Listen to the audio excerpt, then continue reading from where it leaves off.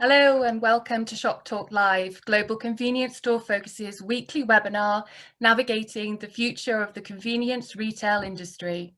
Today, our panelists will be discussing the shape of food retailing in the new normal with panelists Scott Annan, Dev Dillon and Patrick Sewell. Our host is Dan Munford, Managing Director of Insight Research. Over to you, Dan. Good afternoon, everybody. Welcome to, I'll just start my video. Welcome to Shop Talk Live. Delighted to have so many viewers from all around the world. We've actually got 15 countries watching today. Let me just give you a welcome before I introduce the panelists.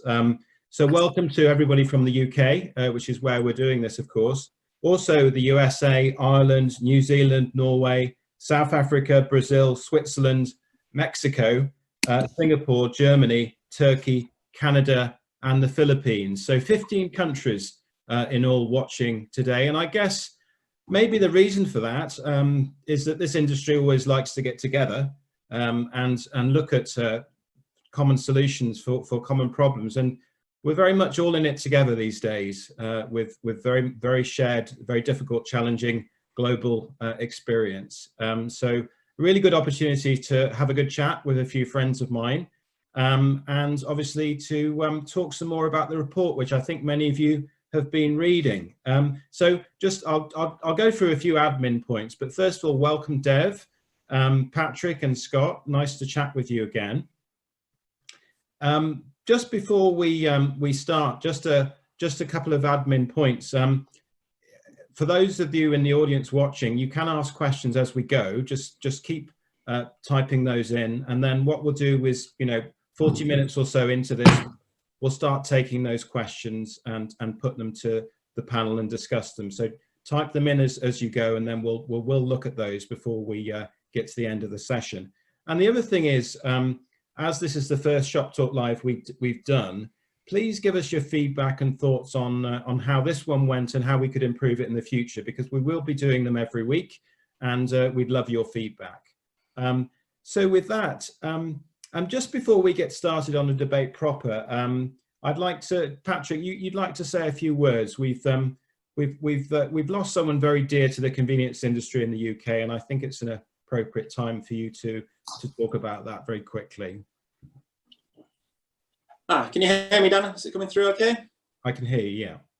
Great, okay. No, I appreciate the opportunity just to say something. Yeah, a gentleman called Raj Agarwal, who was a retailer in the UK from Leicester, unfortunately passed away in the last few days.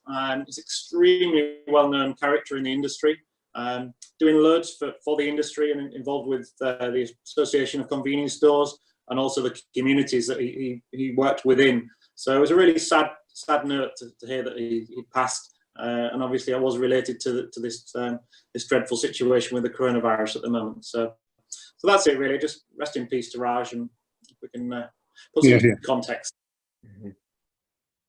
Well, thank you very much for that, Patrick. And it's in a way, I guess a stark reminder that the convenience retail industry is very much on the front line of this. Globally, and continuing to work through it.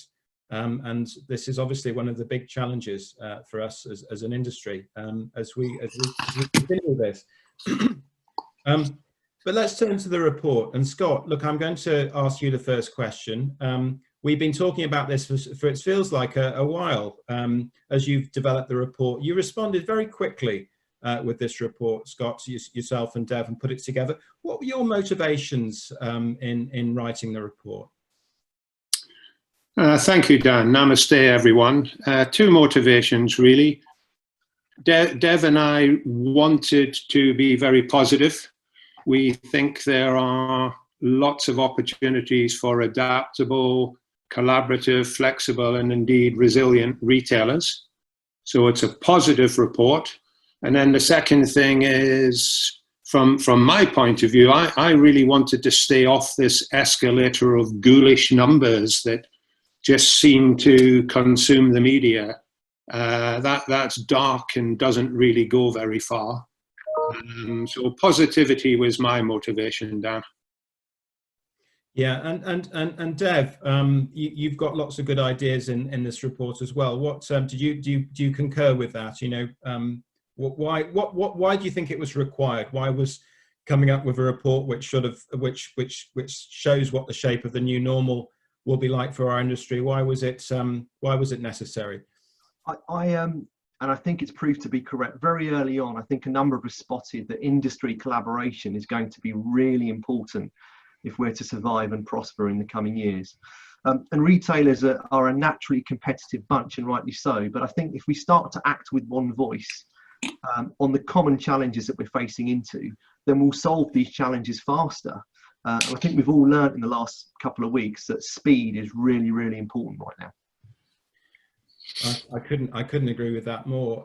Patrick, the retailers are the experts on that because you've had to be in the last few weeks. You run a very successful, very well-known, well-respected convenience operation in the northeast of the UK. Tell us a bit about, you know, I mean, you endorsed the report. There's a quote from you on the front cover, very good quote.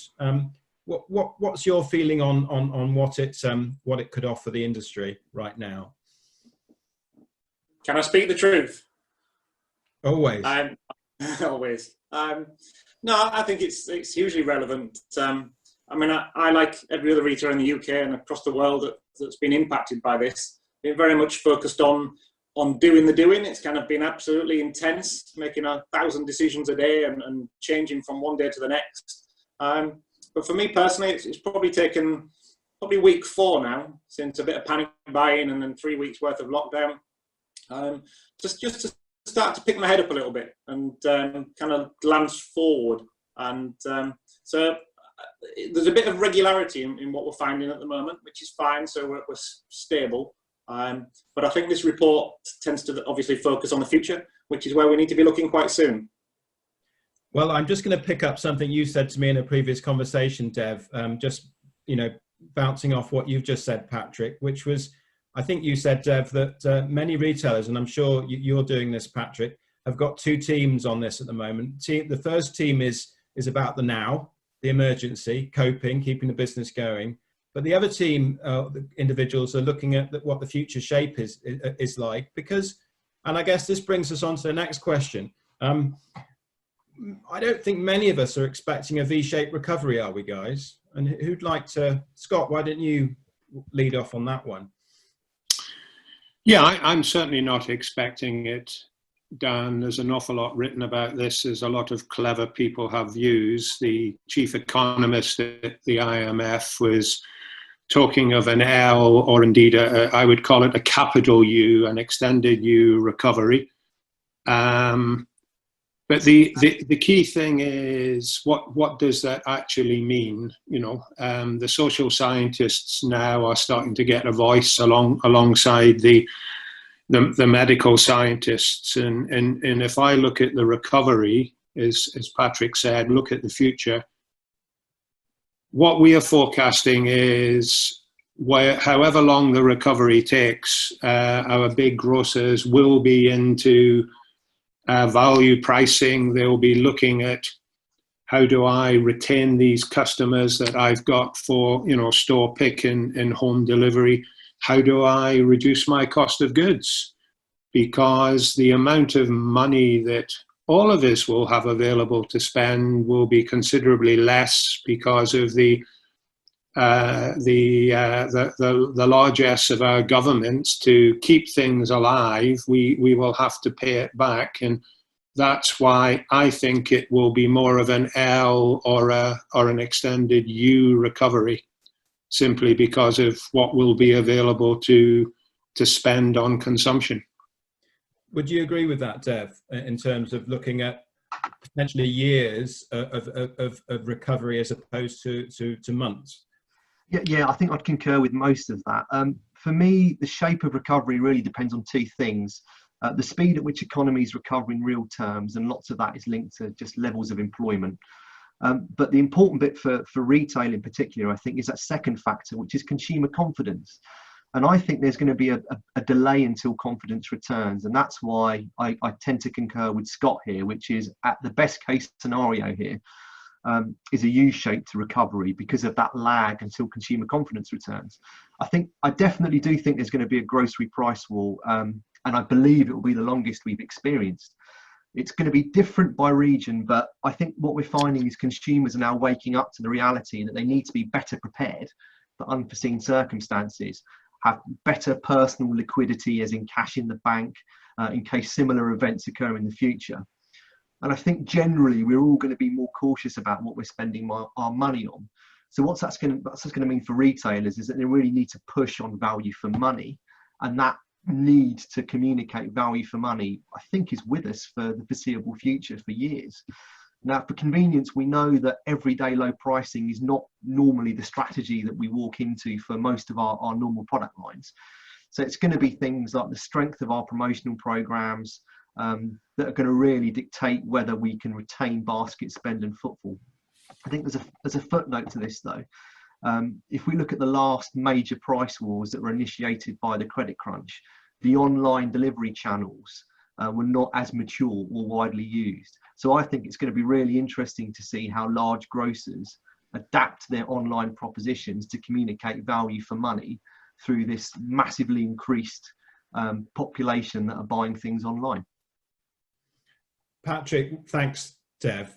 Makes a lot of sense. Patrick, would you, from your retailer's perspective, the shape of your business currently and your interaction with your customers, who you know pretty well, does that make a lot of sense to you? Do you see that kind of pattern emerging? In terms of the price war aspect? Yes. Yeah, I think it's. I hate to talk about something and then it feels like it's going to be inevitable, but regrettably, it probably is going to be. I guess in the UK at the moment, my perception would be that the supermarkets have been having a very good time with it, boosted their sales dramatically, and I dare say what comes with that is maybe a little bit of a war chest and an ability to get a head start on things. So to an extent, the difference between the convenience sector and the forecourt sector, which I'm in, and the supermarkets is a little bit different. And I think that, obviously we need to be focusing on how we can differentiate ourselves as well. And what are the opportunities for the convenience sector in these new consumer behaviours? Let's take a positive view of where businesses can do well in our sector.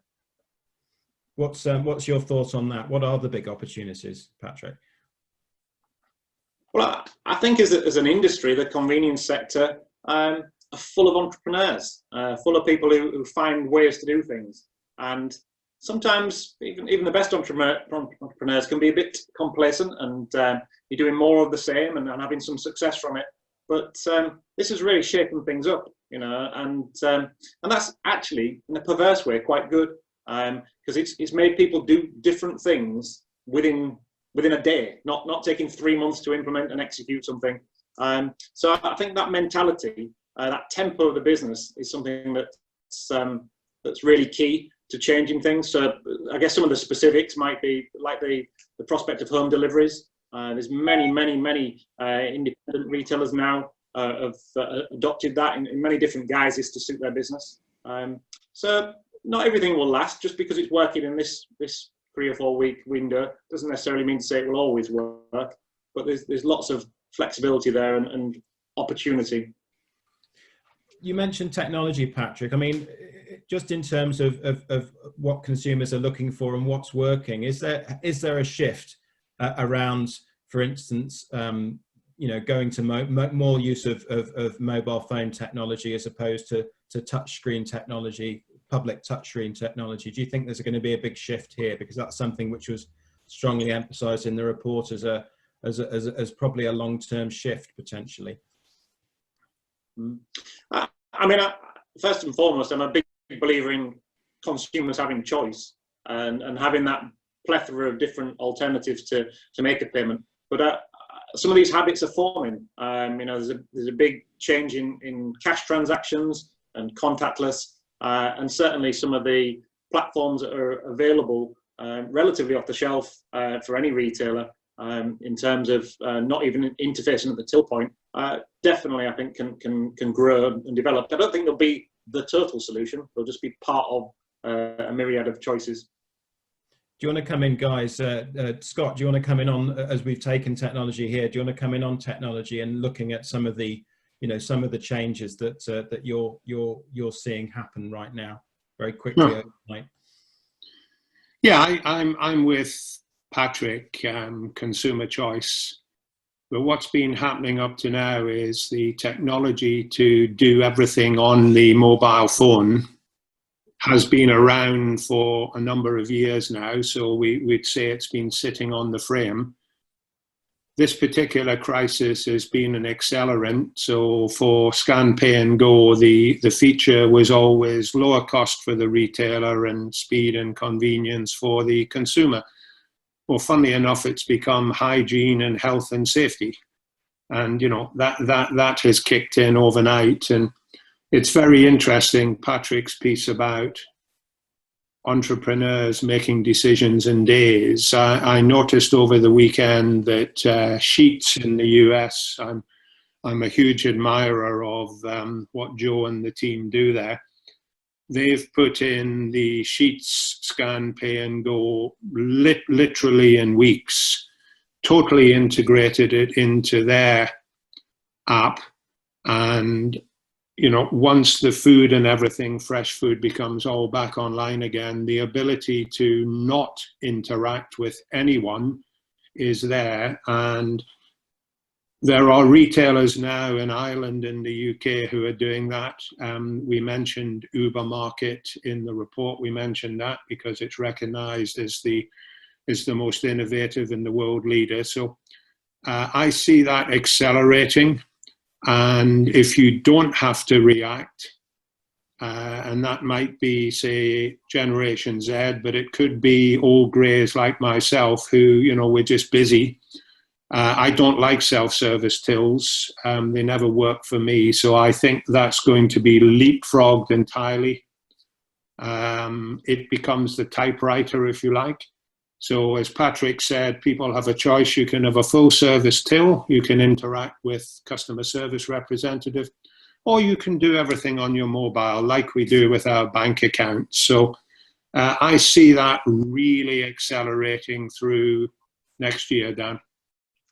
Just to add to that, Dan, I think one of the positives that's come out of this is that technology is under more scrutiny now as well. And I don't know whether many have noticed, but in San Francisco, the tech-based delivery platforms, the likes of the Deliveroo's and the Uber Eats, are having their margins mandated at a lower level of 15%, as opposed to the up to 30% that they were charging some of their customers, in order to help particularly the food-based businesses and the convenience-based businesses continue to trade. So tech I suspect will really grow off the back of this, but equally with good scrutiny to make sure that it's right for our customers and for our operators. I think it's very interesting, and it's just I think you can see the same patterns everywhere globally. We read about different retailers, as you say, Patrick, doing things overnight, different markets all every day at the moment. You mentioned one thing, Scott, and just perhaps bringing this back to one of the big topics that we were covering a lot in Global C-Store Focus, and every presentation would cover it, was looking at sustainability and looking at plastic waste. That was one of the big issues in our industry, and suddenly it's maybe not the top priority for the time being with the consumer, sure. Even if it's still a big concern that sits behind that. And I think we have to be careful how we explain this without appearing to sort of too glib, and perhaps not realize, losing sight of the big picture where it remains a big issue. But what do you think about that, Scott? What are retailers having to do to reassure their customers about health and safety with their products?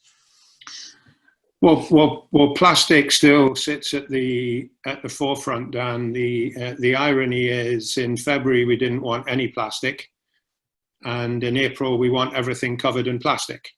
So I think what is the message away from the sort of bad humor there is that the feeling of am I safe?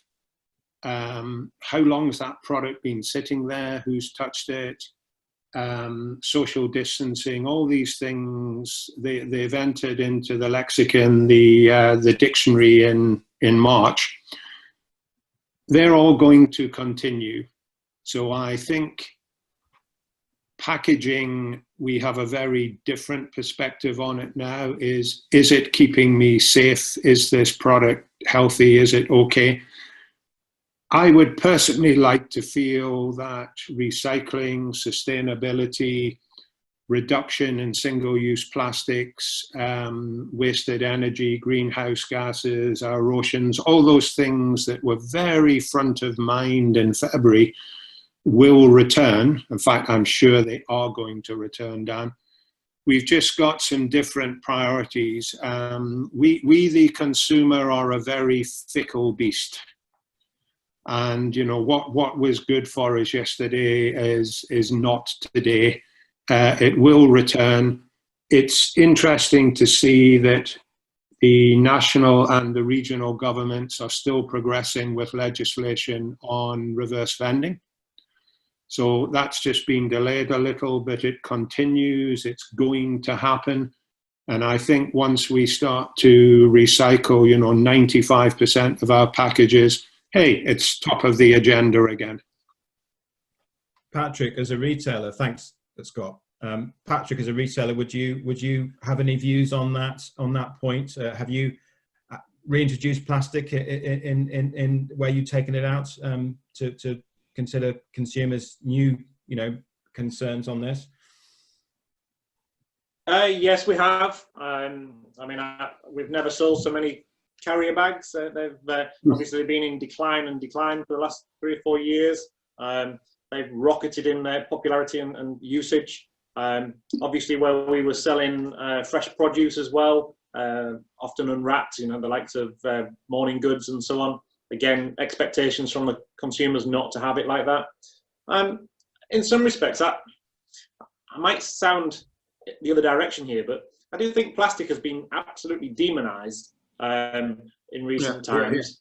And in many ways, it serves a purpose in certain instances. And it's not that plastic per se is wrong, it's how we use it and how it's disposed of. So I think people have realized now that there is a purpose, but definitely where Scott's coming from in terms of it will come back on the agenda and higher. I know in my own business that we had a grand plan of areas we were going to focus on and develop and get better at. And yeah, to be fair, it's been parked a little bit just to focus on the immediate. But it certainly will come back on the agenda this year. But needs must at the moment. Makes a lot of sense. Just staying briefly on sustainability, and it wasn't on our agenda, but it's come up in an interview we've just done, which will air tomorrow in Global C-Store Focus. But looking at the price of fuel, the price of oil has halved. Do you think this is going to have an impact on the adoption, and this is to all of you really, on the adoption of electric vehicles in markets like the UK? And if so, what, guys? Because this will get another huge topic which you couldn't move but read about it. We've spent a lot of time covering it and looking at Norway in the last few years. Do you think this will change the rate of adoption, guys? Anybody like to take that one? I'm happy to start on that. I think it's market dependent, Dan. So one thing that commentators in the UK have been focusing on is the buying market for cars and what drives it. So in the UK, it's not a purchased asset. The majority of the purchasing is done through personal finance agreements and loans, and it's a considerable cost. It's the second biggest cost after mortgages, and we've not been talking about it, even though it's one of the biggest pressures that our society is facing as they're economically inactive.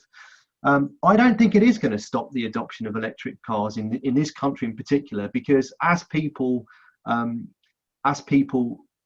have shorter journeys, they are more inclined towards home working. They are not required to do longer distances. I think electric cars appear eminently more attractive. But equally, if we are all adopting that model of not buying the asset, if we're paying for it on a monthly basis, I don't think that comes under consideration. I think it's just it's a transferred cost at some stage, and I see it you know, particularly with governments being reluctant to change their journey on reducing our carbon footprints and mandating that we move away from fossil fuels. I don't see that journey stopping at any stage. So I don't think this will have an impact at all. Patrick, would you agree with Dev on that? Yes, and maybe just a few other aspects as well. That cheaper oil, in theory, should mean cheaper petrol. So actually, the differential, the benefit to the consumer of potentially moving to electric is lessened, and makes actually in a marketplace where consumers are not going to have a lot of money in their hands as well. So they may be not wanting to buy a new car, making that car last another year or another 2 years over and above. So actually, there's some headwinds going against it a little bit, and some of the old sort of issues are still there. And for the UK, I'm talking obviously in terms of infrastructure, whether it be in the retail environment or domestically as well. So still some challenges for electric there. Well, we can start to bring in a few questions, and one that's come up while we've been talking is what's the role of has the role of the convenience store and the community changed because of this experience? I think this is a really good question, which we haven't really discussed much. And Scott, maybe you'd like to explain what's happened in the community and really how that's affecting that can impact upon our business, the convenience store business going forward. Sure, no, that's a really good question. There's an awful lot of this on social media. I see the C-Store's role is exactly the same as it was before, to be fair, Dan. It's locally convenient. Does it have what I need? So is it a convenience store or an inconvenient store? And what's going to happen in the new normal? And local stores have become, unsung or sung heroes, and Dan, Patrick, mentioned one of the great heroes at the beginning. So there is a lot more business is coming locally, but as I hinted a little bit before, we are a fickle beast. And if the big grocers or our German friends decide they're going to, have a big price war, then we will move, we will take our purse. So what does that mean? To retain the business, and Patrick will talk about, how he's got a lot of fruit and veg business. So to retain that, what are we going to be looking for? Well, we'll be looking for convenience. And what that might mean is my local store will collate orders from perhaps other local stores, the fruit and veg store, the butcher, maybe, a specialist. They'll bring my order together and deliver it to me when I want it. So it's a very simple purchase, but they will have collated it, which is they've been flexible, adaptable. They've decided they're going to keep my business, but they won't be able to keep it just on what I've been buying, through this lockdown period. They're going to have to add something else to keep me, or else, I will follow the money and, I will go elsewhere. So that's my view. Lots of opportunities, but we have to keep changing, adapting, moving, collaborating. Dev talked about that before. Collaboration to me is going to be massively important, a sort of ecosystem of local stores working together. Does that make sense, Dev? Scott's bringing you in there. Do you think that makes sense in terms of what's happening in the community and the importance of collaboration as an opportunity? And I think it does. And we mustn't forget that the DNA of successful convenience over the last 50 years has been convenience and community. And we should be playing to our strengths. I think locally convenient will be subtly redefined over the next couple of years. One thing that most commentators are violently agreeing upon is the fact that home working is going to become more prevalent across most economies. That not everybody can work at home, but those that are going to be spending more time working at home tend to be higher earners and a little bit more flexibility with their time. So there is a massive opportunity. If you think your community has changed, how best can you provide services within that ecosystem that Scott refers to, that add, solve people's problems? How can you make people's lives easier? How can you add value to their daily tempo?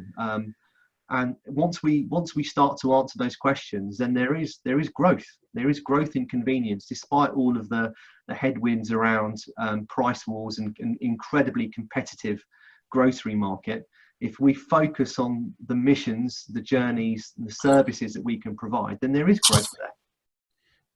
Thanks, Dev. Another question that's come in. How do you see, and this I'll ask you all the question, then you can decide who wants to take it. How do you see the C-store shopper journey changing in the long term? Will we see lasting changes away from food to go and towards a 2 to 4 day shop? Anyone like to take that one? How you see the C-store shopper journey changing?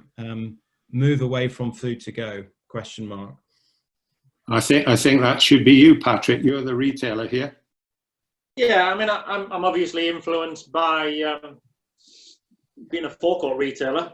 So actually, I'm actually very much looking forward to welcoming back my transient customers. And I guess a lot of the food to go, my coffee and the likes, has really, taken a bit of a beating of recent times. But I see that as it will come back inevitably, I would suggest. The opportunity for me and the customer journey is a lot of people who have started using me that maybe haven't used me in the past, or maybe used me 5 years ago. My model's changed. And I've got to probably refocus my own proposition, where I've become maybe too much based upon the transient nature. And maybe I need to be a bit more focused on the local. Scott referred to some of my partnerships with fruit and veg merchants locally. I hasten to say I'm probably also evolving my grocery and household proposition so that I've got a more rounded offer to everybody as well, which hasn't been the direction of travel of recent years. Do you think, I mean, I think one thing that struck me in the report, just thinking about what you've said, Patrick, Scott, you may want to comment on this, is really looking at sort of advice that wholesalers, head office, if you like, can provide retailers around merchandising and perhaps, the idea that the existing plan and the historical performance is not an accurate guide to the future, and that future will evolve and change as we go through different phases of escape from lockdown as well. So do you think there has to be better advice and more flexibility in terms of how the mix of products that you find in stores? Yeah, yes, I do, and I know Dev's got some good points on this, so I won't cover his points. But if I look at the direction of travel, and particularly say with our Irish friends who are world leading in fresh food for today, that is massively important. Still will be. It just needs to be different now, Dan. So if I'm a traditional wholesaler or a symbol retail wholesaler, I need to be aware of the speed that my retailers need to react. So they're perhaps providing a meal solution or indeed a grocery solution, perhaps for people who are now home working. It may be that, people want to come in and do things that are different, but there's still been an awful lot of, dare I say it, selling of brown cardboard boxes up to now, because that is a wholesale business model. I think that needs to change. People will need local products. Patrick's being massively successful with that. There's no wholesaler involved there, really. That's a retailer, an R2R relationship, if you like. I noticed one of the comments that came through from Shane Cantillon down in Cork and Ireland. He's got together with 6 artisan people. So what is the role of the wholesaler in that, Dan? I believe the wholesaler can go, this is the biggest opportunity I've ever had. Let me embrace it and help my retailer. Or we can sit there and go, I'm not going to change my business model, and a tech company will come in, think of Uber, think of Airbnb, and go, I can do that for you. And that's what's happened in China. Wholesalers no longer have a role. Retailers work together and a tech company does it. So I would like to see the first approach. Well, Wholesalers going. As you've been talking, we've had a question on which actually you're pretty much answering, Scott. Which is, oh, okay. So you know, you're ahead of the game as ever. So how else can wholesalers? But just to bring that question, you know, tackle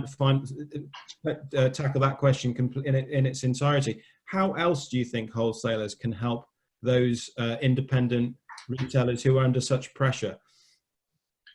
I think Dev's got some good points here, Dan. I think there's two tiers to this. At a very practical level, the tools that are typically provided to retailers, so things like planogramming, merchandising guides, seasonal promotions, they all need to be basically thrown out. Whatever plans existed for the next 18 months need to now be re-looked at on the basis that we're in this thing called post-COVID, which has many phases, and the store will just need to be this fluid blob that adapts as we go into every single phase. I think at a bigger level, wholesalers need to probably structure their businesses now to recognize that there are two emergent kind of retail businesses that they'll be servicing. In the past, we've talked about formats. I'm convinced now that we've got neighborhood stores, which provide for a plethora of shopping missions, tend to be larger and can have things bolted onto them. Coffee shops, full concessions, the whole shebang, parking, electric charging stations. And then you've got the urban businesses that have been the sad losers, I think, in the last few weeks, while neighborhood stores have seen kind of greater than double-digit growth. These urban businesses, because of the costs associated with them, just simply won't be able to make the numbers work unless they are food-to-go, food convenience businesses. So I think what we need to have is wholesalers that have structured themselves to service both of those arms, or to say we won't touch that arm of the business because we don't have the expertise or the logistics to be able to provide. I think there's a bit of honesty that needs to be had there.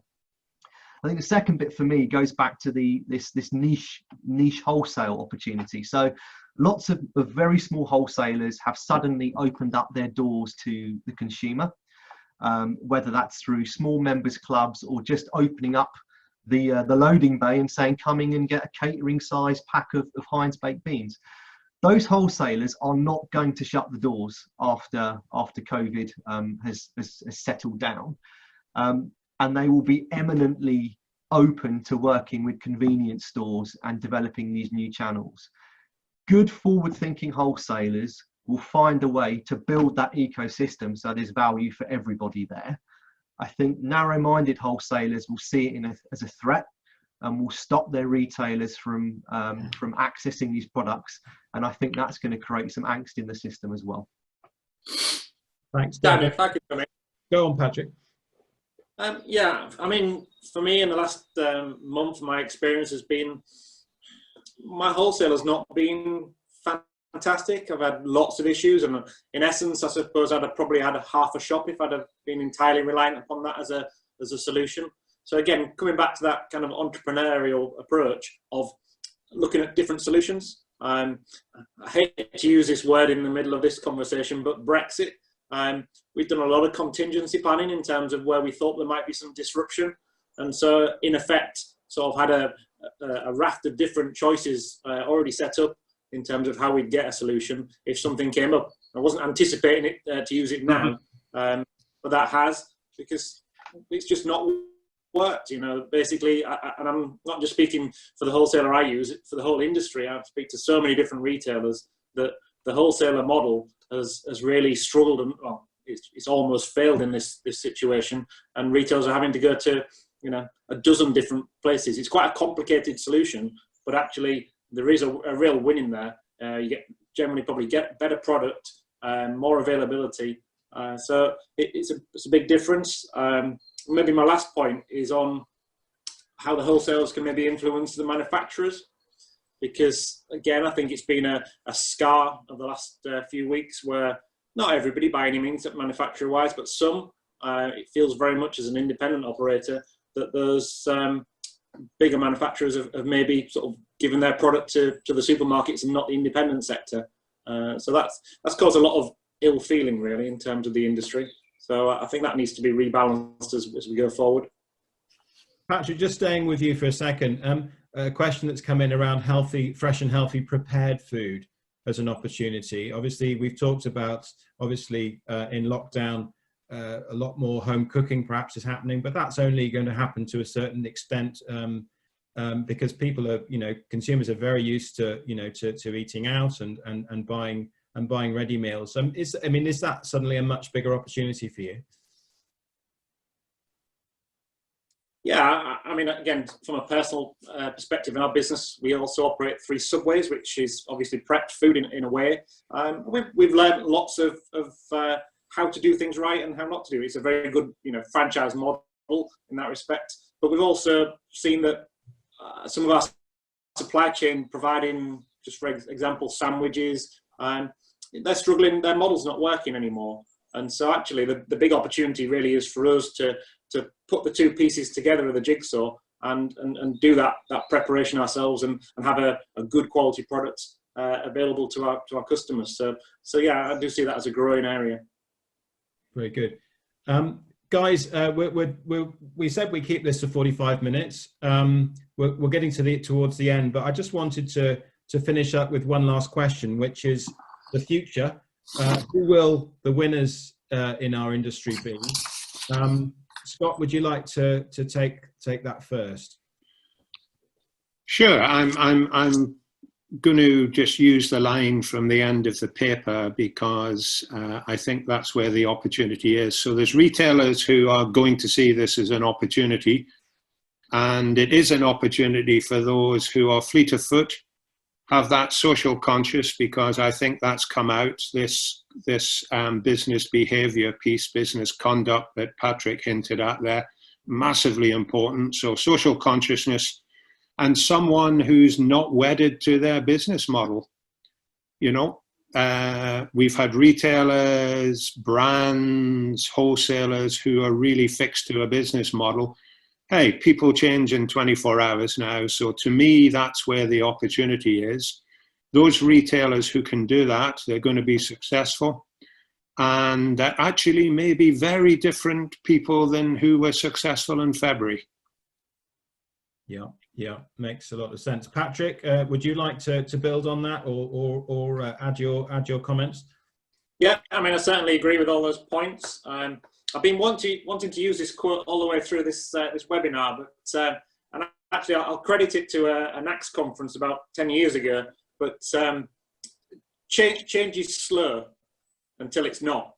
And actually, I think that the industry has been improving and evolving, and all of a sudden this has just shaken everything up big time. And so this is where the change is. And so again, like the adage is, not to be frightened of change and move forward. Cash and more cash is what I keep talking about in my business. There's many really great companies, but making sure you're solid in terms of your business. There may maybe be a few worried businesses out there at the moment in terms of the current situation. So cash, look after your cash. I'm sure that was probably Stan Sheets, that quote. That's the sort of Stan Sheets type thing to say, isn't it? Peter Sheehan, actually. I don't know. Oh, okay. I don't know if I've just looked it back into my old notes. Very good. Thanks, Patrick. And Dev, for the finale, what's the future look like? Who will the winners be, do you think? I think the winners will have higher responsiveness because their bias will be towards action and changing things fast. I think the winners will be those that understand that COVID and post-COVID isn't a thing. It's something that happens in phases. And we've got to treat it like that. The winners are going to be those that are really obsessive about observing customers and not necessarily chasing data, because we're not going to get a lot of value looking backwards at the moment.